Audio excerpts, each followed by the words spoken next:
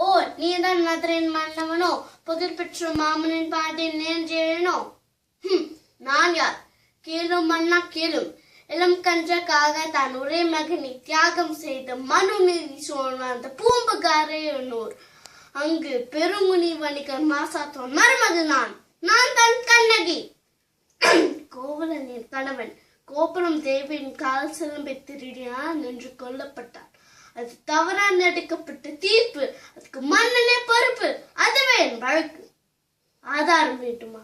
இதோ ஆதாரம். என் கையில் மற்றும் சிலம்பே ஆதாரம். இனி 1000 கேள்வி கேட்டு உன்னை குற்றமற்றவனாக்கு துடிக்கும் பாண்டிய மன்னா, இதோ கேள். என் கையில் மற்றும் சிலம்பிற்கு அனைத்து பழங்களும் மாணிக்கும். உன் கோபுரம் தேவியின் கால் சிலம்பை எடு. பார்த்தாயா மன்னா? மாணிக்கம், அனைத்தும் மாணிக்கம். மாணிக்கம் இல்லை, என் கணவனோட ரத்த துளிகள். ஏன் தலை தொங்கி விட்டது மன்னா? நீதி நழுவி விட்டதா? நேர்மை மறைத்து விட்டதா? என்று முதல் நீதி நழுவாத பாண்டிய மன்னன் பேர் மறைந்து கனகோல் மண் பெண்ணை கட்டும். மன்னா, உனக்கு செங்கோல் எதற்கு? என் கணவனை கொண்டு உனக்கு வேட்கோத்தை எதற்கு? மன்னா, உனக்கு மணிமுடி தேவைதானா? மன்னா, உனக்கு மணிமுடி தேவைதானா? கொடுங்கோல் ஆட்சி புரிந்த மன்னனும் மதுரை சாம்பலாகட்டும்.